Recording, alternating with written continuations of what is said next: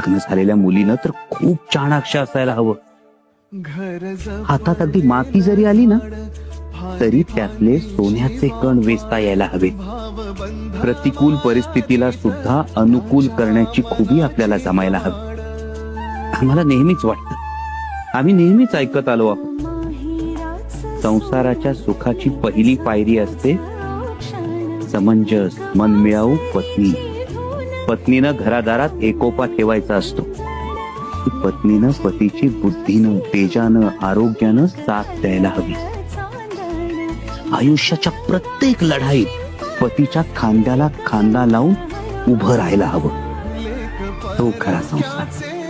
आबासाहेब, आम्हाला हे का सांगताय? प्रत्येक बापाला आपल्या लेकीला हे कधी ना कधी सांगायचं असतं बा,